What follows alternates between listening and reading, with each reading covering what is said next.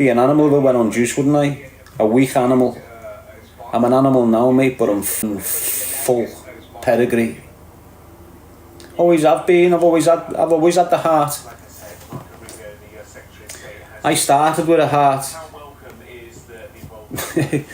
You get kids that don't start with the heart. They go on steroids now, they've got a heart all of a sudden. They're just weak animals, mate. I was that little kid, skinny kid, having it, not getting my face smashed in. You know, the game kid, that's what I was, lad. Don't get you in a mess. Not many of us out there, to be honest with you. So where's the facts? Mr. Ungi, who continued to live in the toxic community he was brought up in, was driving along North Hill Street in his VW Passat in the early evening. A black VW Golf GTI pulled in front of his car and a man jumped out brandishing an automatic weapon before opening fire.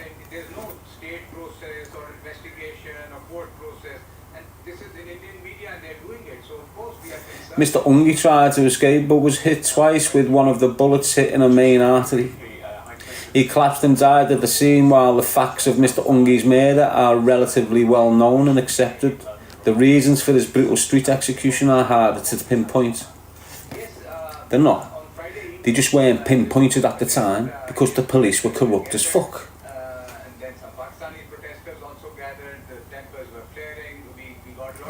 During the 1990s, there was a lucrative trade in drugs in Toxteth, with high unemployment levels resulting in corresponding crime rate. Crime groups battled for control of the territory, and young foot soldiers were willing to pick up a gun and use it.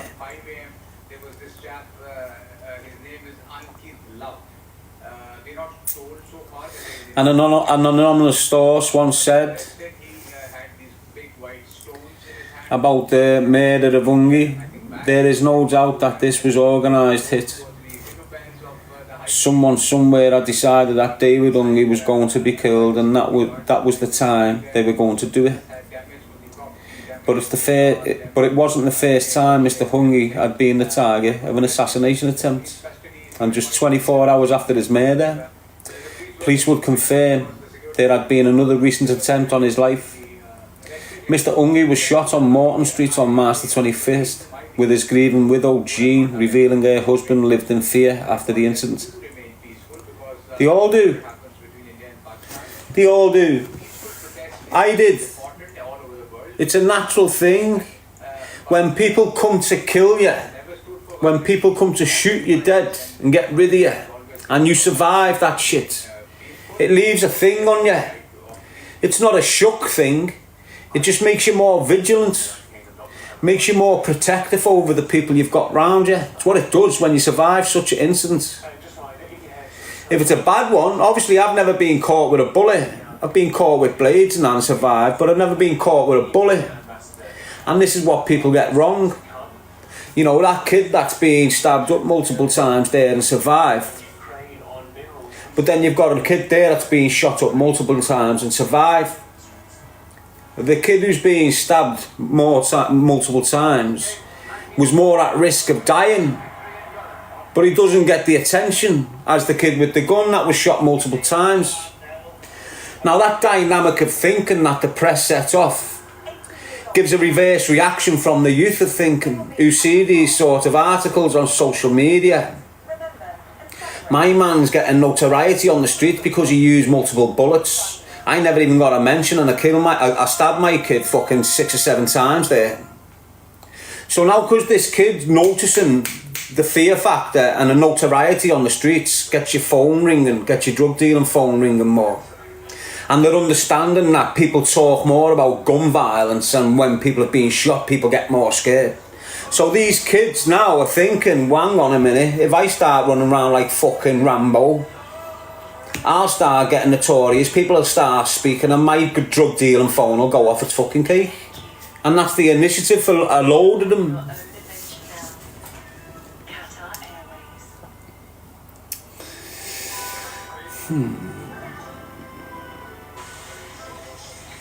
She said he was frightened and was very concerned for the safety of his family. Like I said to you, that's what happens to you. when you survive a real attempt on your life, which I have multiple times, when you've survived one of them, your mindset changes. You become more vigilant and you start worrying about the safety of the people around you. Fuck yourself. You're worried about your daughter, you're worried about your wife. You're not asked about you. Honest, that's the mentality that kicks in. What else kicks in as well when you're in that position like David Ungi was, which I'm currently in right now? You know, that could be me in a few years. Do you understand what I'm saying to you? But what else you do? You start living day to day.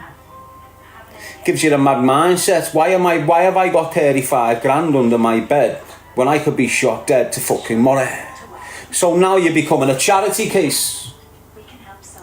When you've got a bit of dough, you could be dead tomorrow. You're just going bum, bum, bum, bum, bum, bum, bum. You're giving it away. You're not even spoiling yourself. You're just going do you understand what I mean? And you end up on this fucking consistent sort of cycle where you're living day to day because you could be shot dead tomorrow. So it's pointless saving, it's pointless doing this, it's pointless doing the normal shit that yous can plan for because I can be took out tomorrow when I'm on my way to the gym. And that mindset's bad for you. And this is the mindset of someone that's been in the shoes of it. Do you understand what I'm saying? Where serious fucking people have come to shoot me dead and have survived. The psychological impact of such events is fucking massive if you know what you're getting. If you understand the experience you've got from it. If you grab it and embrace it and use it to your advantage going forward, which is exactly what I fucking do. Hence why I'm still alive today. Do you understand what I mean? Obviously still getting attempts.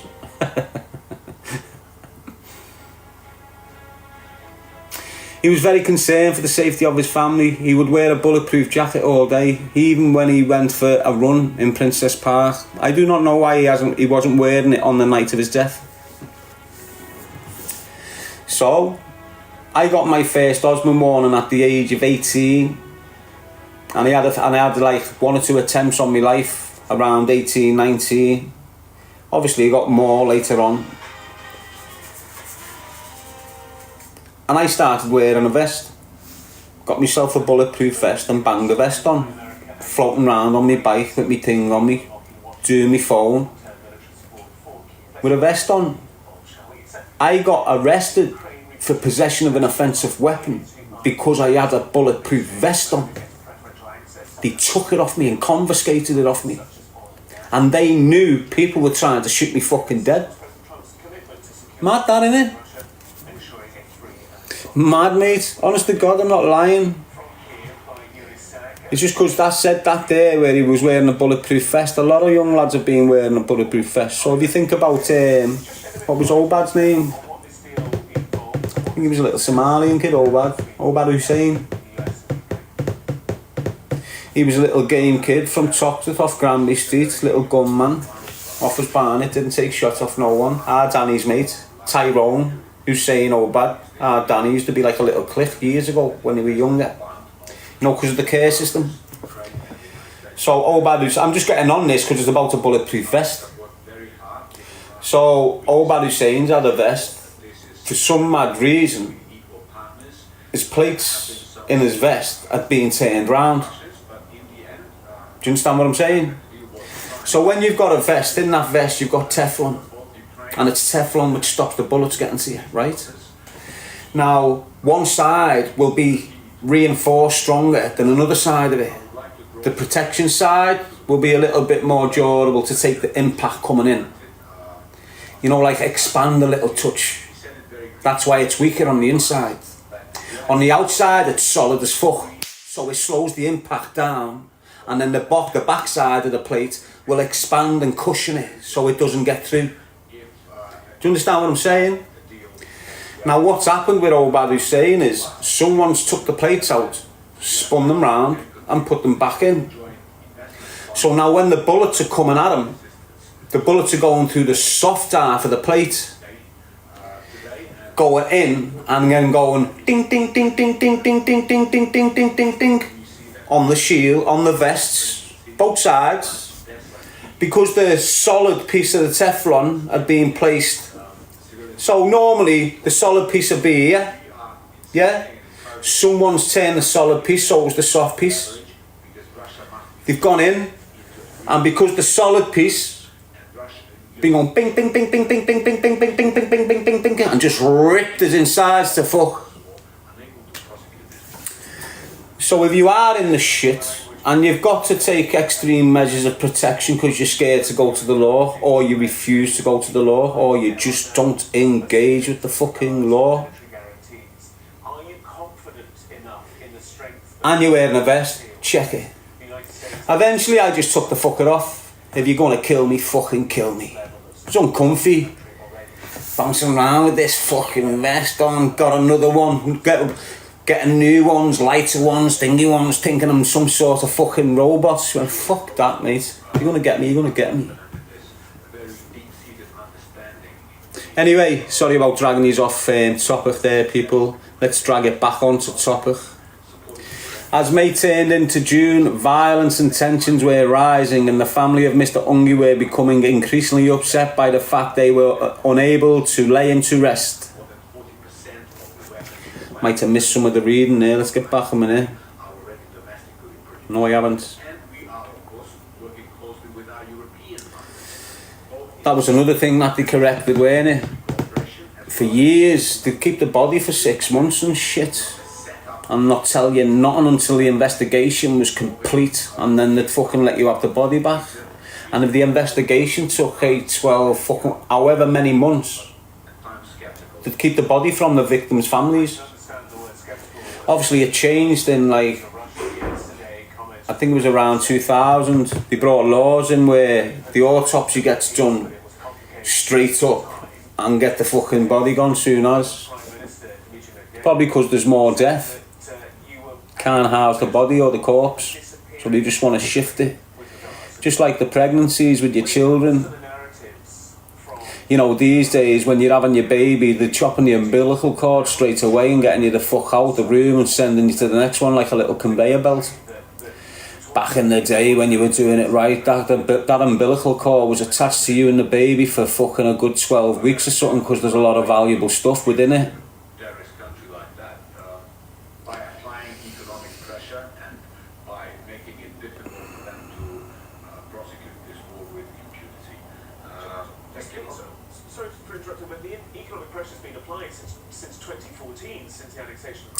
Talks had become a tinderbox, and the spark was the arrest of Mr. Ungi's brother Colin for possession of a firearm on May the 30th. The Ungi home in Malta Walk, Toxters, was raided early the following day and later the same morning. Colin was produced at the old Liverpool Magistrates Court on Dale Street. So Colin Ungi was then arrested with a firearm. His solicitor told the court Colin Ungi admitted carrying the weapon when he was arrested while taking his 11-year-old nephew to a bike. This is what happens. You know, Colin Ungi probably weren't involved as much as fucking David or that, but now he's got to go to the levels of taking a firearm so his kid can go and fucking have a play. This is what happens, you know. It's still happening now with all these little gangs that are fucking killing each other's kids. Listen, I said years ago on a documentary, or I think it was a documentary for Netflix, in 2018, 3 months after they tried to kill me, I'd done this documentary with fucking these people. It went on Netflix. And in that documentary, I said, once there's a fatality, you're talking 30, 40 years of violence between these families. The children, they're growing up with this madness. The mum's in the house screaming how much she hates this and how much they have done this and them ruined our life, they killed your dad. And this establishes like a cycle of events for years where the kids are fighting at school. They're fighting when they get out of school. One of them's being expelled from school because they're fighting with them. The one that got expelled from school has become the gangbanger. Shit's getting heavy. Do you understand what I'm saying? That's what happens. It spreads to the whole family.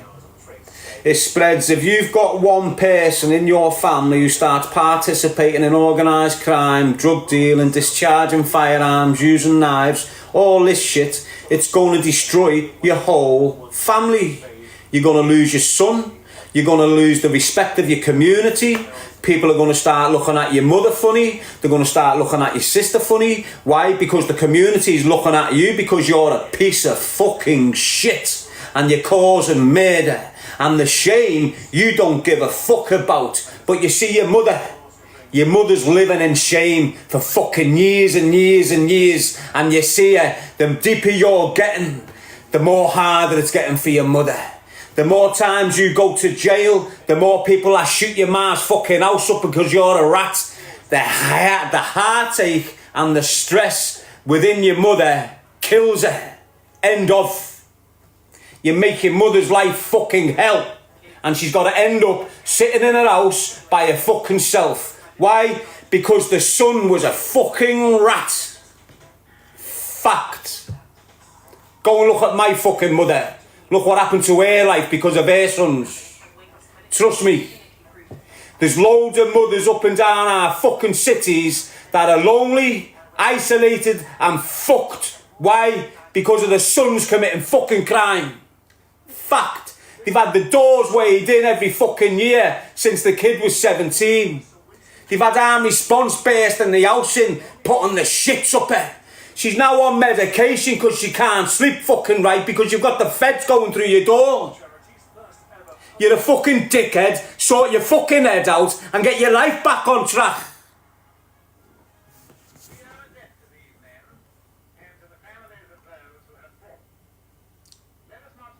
Sorry about going off track.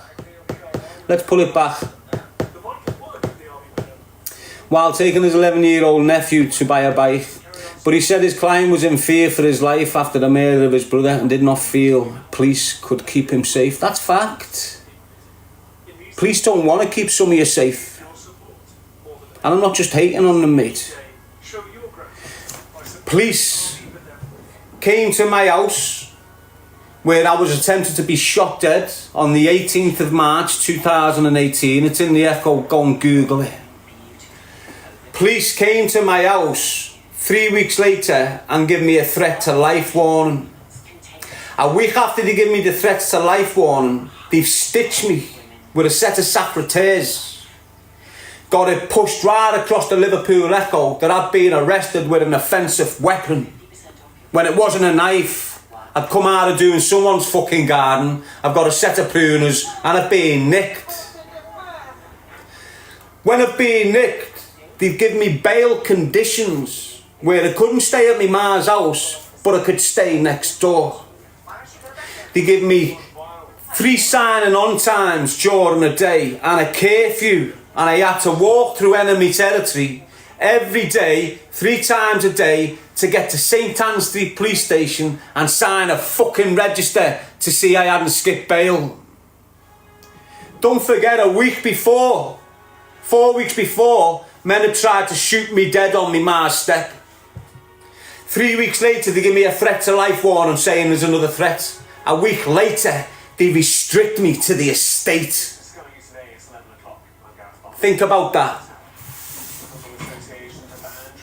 And if I didn't stay on the estate where the people were coming on a daily basis, Surons floating on with pieces looking to get me whenever they could, Major Doe getting thrown at me by all these little shit houses. Police had me stuck on the estate, living in some woman's house with 2 kids. Mad. So they want you gone, some of you, especially people like me. Why? Because I was being held responsible for serious offences towards police.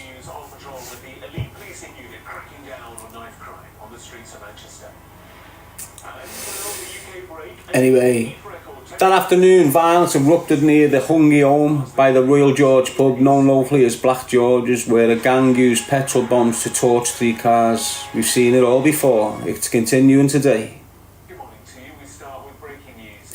One man was wearing a red stocking mask and was oppositely brandishing a pistol when the incident happened. The incident led to scenes of chaos as riot police brandishing batons and shields held back. Now this is why, if I remember correctly by my research, this is why Merseyside police established its firearms unit. This war was why Merseyside police started carrying firearms on the streets. This war, that's why it was the Ungi war. It weren't even a war because you don't know the opposing side, so they say. Apparently the opposing side was managed to walk out of a £150 million drug smuggling operation 10 years later and not get an eyelid battered at him. And all the criminals in the world thought, wow, what a good guy, how the fuck did you get out of that? 10 years later he gets arrested with some of the highest paid police officers in the fucking country for corruption.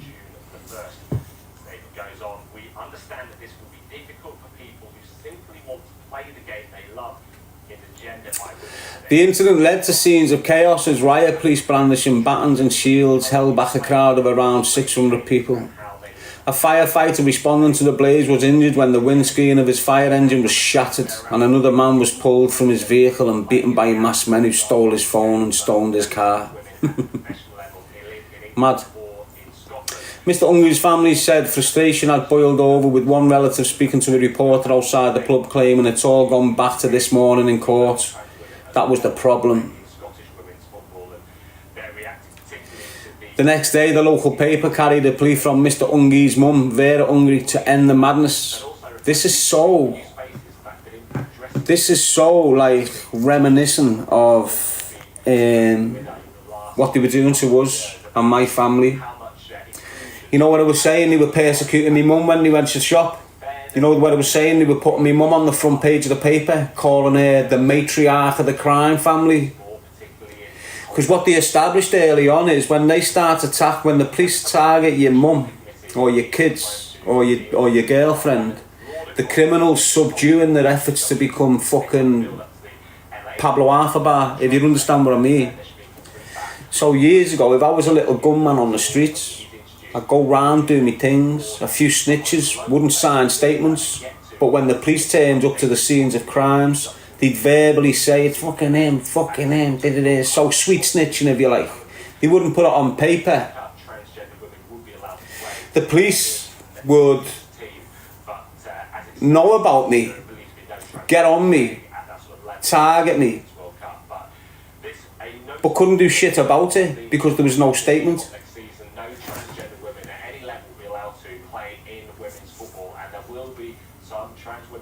Couldn't do nothing about it without a statement.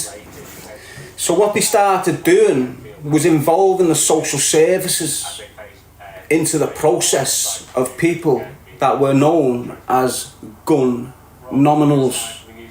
This is what they used to call us, a gun nominal, right? And what they started doing with this gun nominal thing was put it in categories: bronze, silver, gold. And if you were on a gold nominal, it's still happening today. It weren't as intense as what it was when it was getting used on us. They tried to use ASBO orders to implement all this shit on us, but they failed. But they come up with a new initiative to target gangs, and this is what they call them, gang nominals, gun nominals. And if you get involved in any gun crime, it started with just gun crime, they've spread it now to gang crime.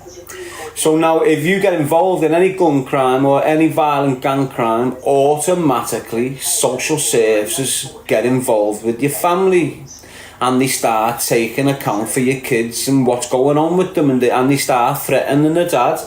If we hear of you being involved in any more gun crime, we have got the option to take your kids into custody.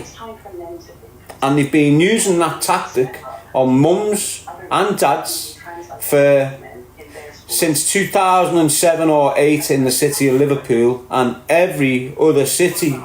They test flight this shit in our city, and once it's being given the fucking go ahead, it goes out to other parts of the country.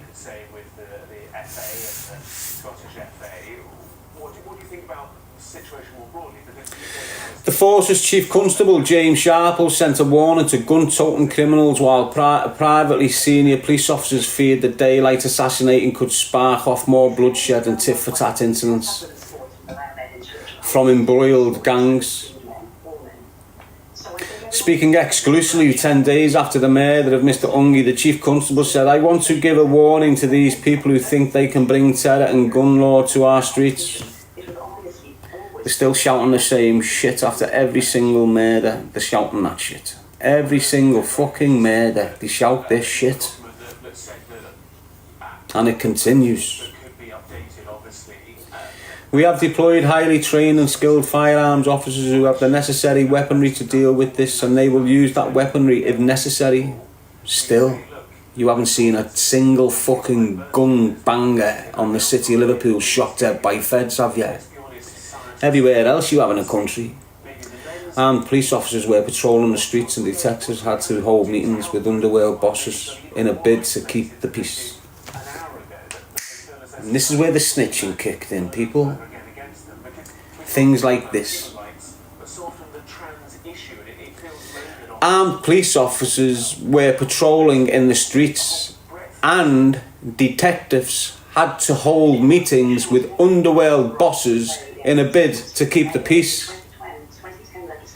Exactly what you're seeing happening there happens now with grooming gangs in Rotherham, Bradford, London, Birmingham, and everywhere fucking else. You know, in a bid to keep the peace, you will have high-ranking police officials meeting these groups of individuals that could escalate a situation into a complete civil unrest that they can't manage. So instead of it getting to that point, they do what they can to keep them calm, whether it's covering up evidence or not.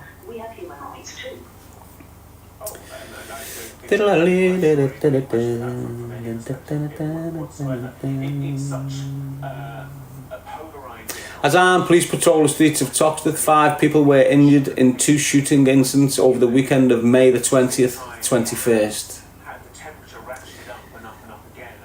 I was placed in custody on the 20th of May, and our shooting was on the 18th of May. Those shootings were among 10 in 22 days, same to ours, forcing police to issue public reassurance messages and order all Toxteth, Dingle and city centre officers to wear bulletproof vests whilst on patrol. But while Merseyside Police's new tactics, in part inspired by New York's controversial zero tolerance... What was I saying before? What was I saying before? So this shows you, 30 years ago, they were using initiatives that was established in America's gangland to deal with gangs in our country. Mad. Don't worry, we're going to have a strong campaign to make sure that you're not discriminated against, that you are included. You are very, very welcome in the sport for your sex. Police's new tactics, in part inspired by New York's controversial zero-tolerance approach to crime, may have disrupted some of the violence erupting in the area. It didn't lead to Mr. Ungi's killers.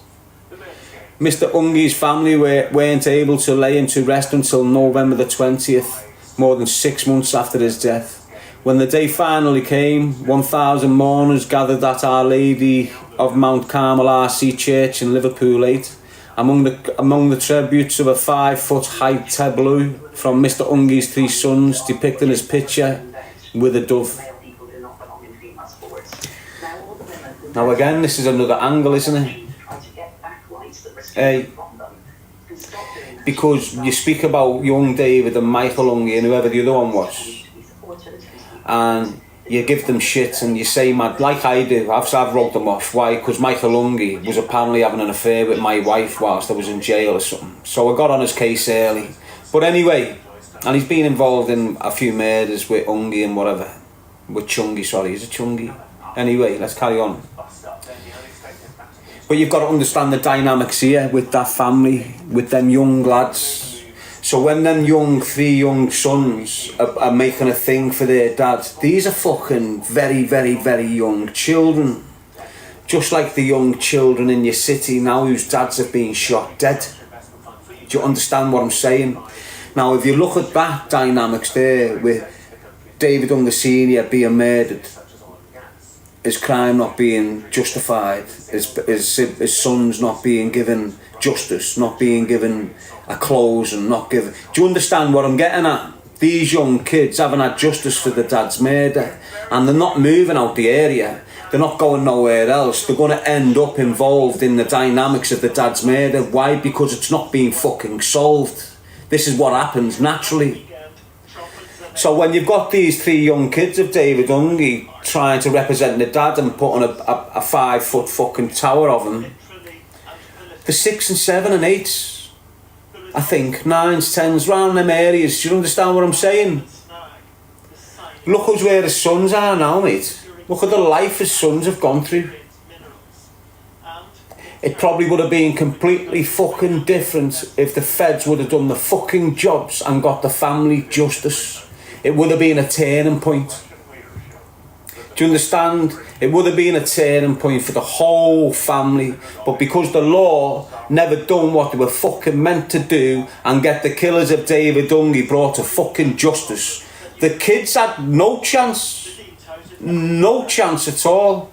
Now the point I'm making is, look how many dads have been shot dead on the streets of Liverpool through drug dealing, and look how many young sons and daughters have been left behind where they have not had justice, and the people who've killed their father have not been brought to court to face it.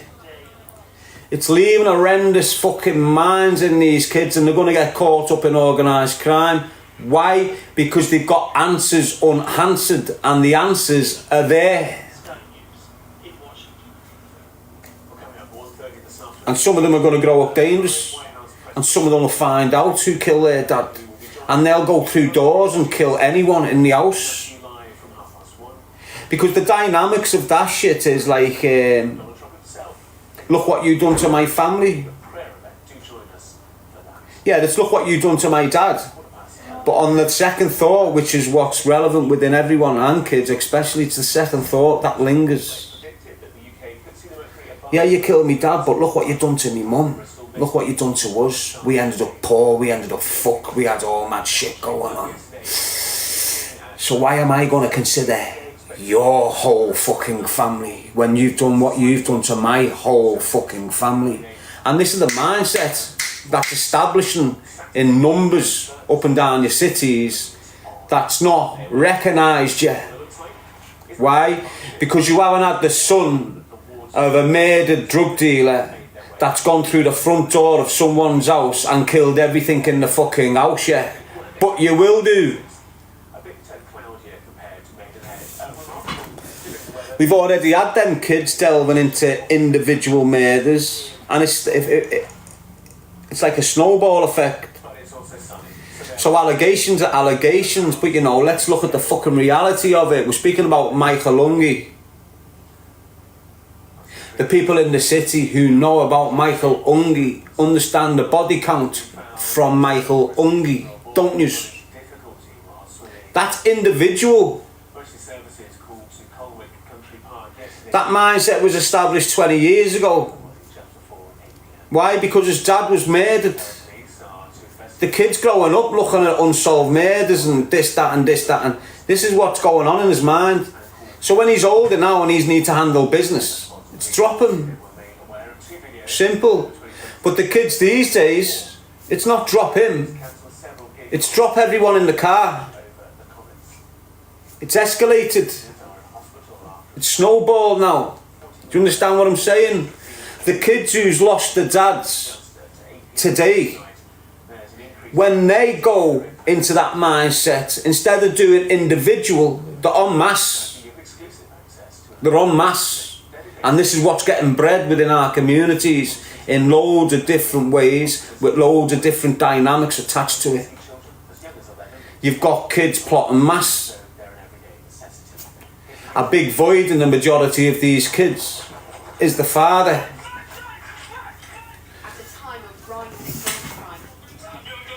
Anyway, because he was one of the best boxers in the city at the time as well, weren't he? And that's what everyone had shook as well. So David Ungi was a knockout merchant. Do you know what a knockout merchant is? It's one of them lads that just knocks fucking men out all over the gaff. So no one had moved to him. No one would go at him for a straightener because they knew they'd just get the jaw shattered. And this is, again, the same dynamics exist today. You know, when you've got a dangerous kid with his fucking hands, they're just pulling weapons out. They know he's going to pummel me and put me in hospital. He fucked that. It's exactly the same now. Floral arrangements shaped like boxing rings and gloves followed the procession with dad, uncle, brother and gent all dedicated to the toxic family man. Dad, uncle, brother and gent. There's one thing missing off there, wasn't there? Son. All dedicated to the toxic family man. The funeral cortege consisted of 31 stretch limousines and took 5 minutes to pass by, making its way from the church to Allerton Cemetery, where all other funerals had to be cancelled for the day. Massive. And the organised crime groups within the city always had these iconic, massive funerals that are attended by a lot of people. Why? Because everyone's good and bad. Everyone is good and bad. Doesn't matter if he's a big notorious criminal or he's fucking not. They're good and bad. So when you see these big cortege of cars and that for a few, like a procession, isn't it? When you see these big processions with gangsters' funerals, there's a lot of people within the criminal fraternity that respect them. Not just because they're scared, but because of what they've done for them. You know, they've opened up doors where that man is now being employed for the last 20 years.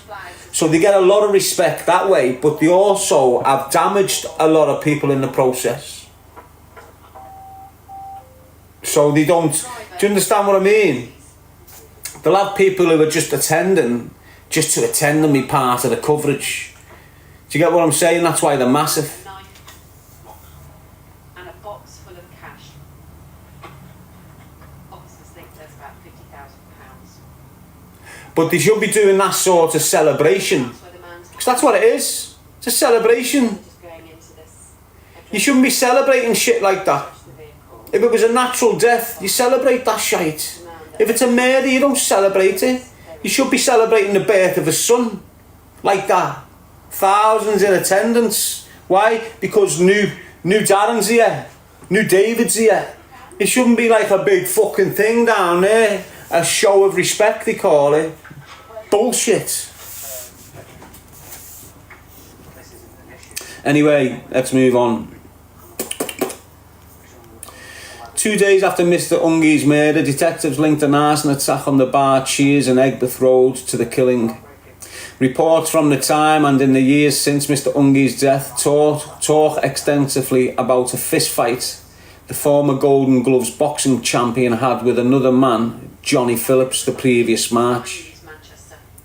Now, Johnny Phillips was a homosexual doorman. Massive. Huge steroid abusing kid.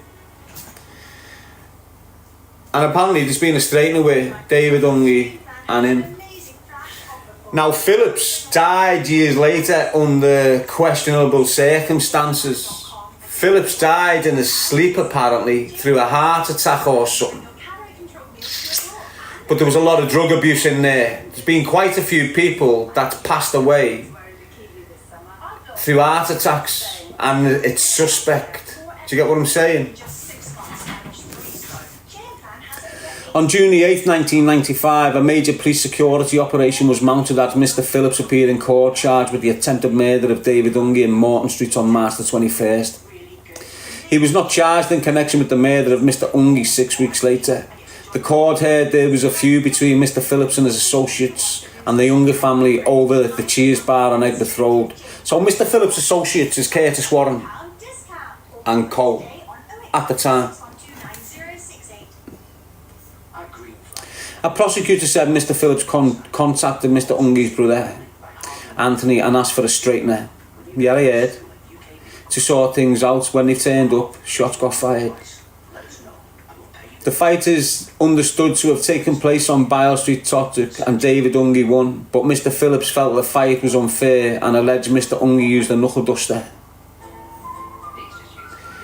The case was eventually dropped and Mr Phillips shot 4 times a year later.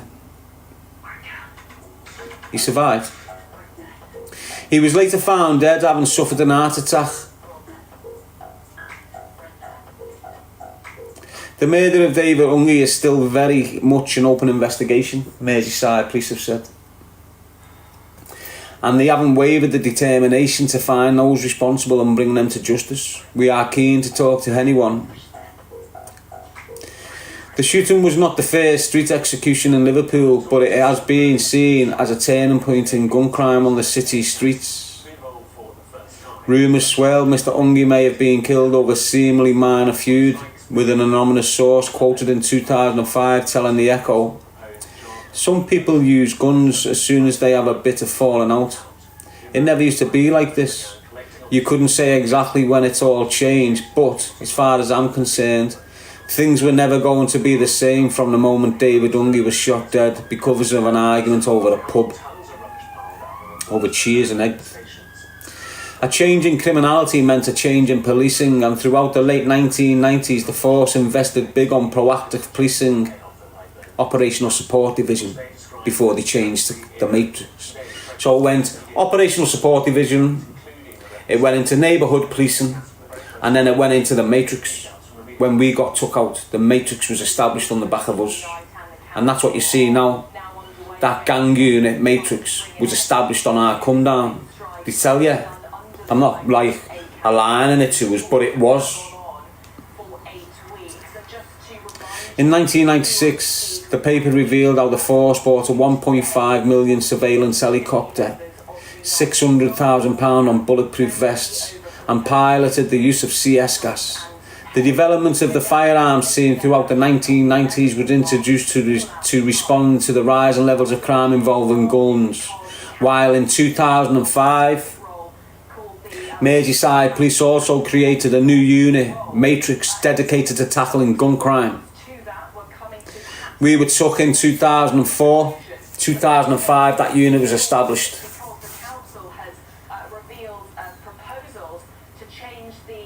A spokesman for the Serious Crime Review Unit at Merseyside Police said the investigation into the murder of David Ungi remains ongoing.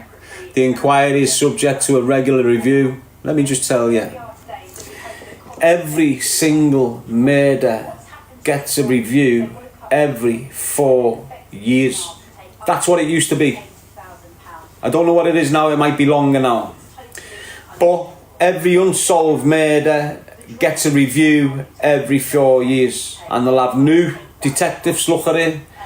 They'll go back over old evidence, they'll go back out and speak to witnesses if need be. Every single murder that's unsolved gets looked at again and again and again and again. That's why you're hearing murders from 40, 60 years ago being solved today, because they would have had a cold case review. Cold case review, CCR, if there's any such thing.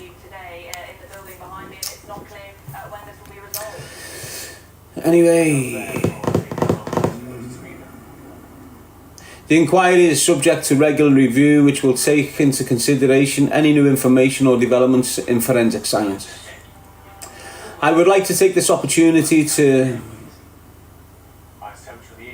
A significant amount of time has passed since David was killed, and people with information could find themselves in a different circumstances and feel in a better position to speak.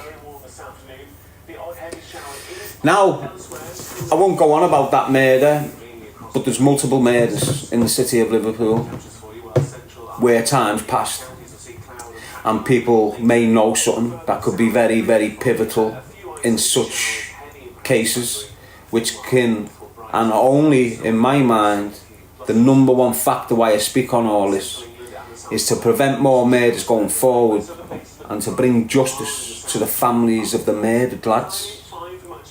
You've got families in our cities whose sons were shot at 21 through drug dealing, whose sons were killed at 18, whose sons were killed at 30, and they've got no justice. and they've got no answers. And there's people out there going through life, drinking more than what they should be, consuming drugs more than what they should be, breaking down in relationships more than what they should be. And the whole reason for that is because they're well aware of the knowledge they've got on this murder. And for any young girl, you can't keep that shit in you. It's going to break you. And what a lot of these murderers do is they go home to these girls and they pillow talk. And it's used girls that are preventing justice to happen. I was screaming this at the time of the young girl that was shot dead in her house. And I was screaming it fucking massively.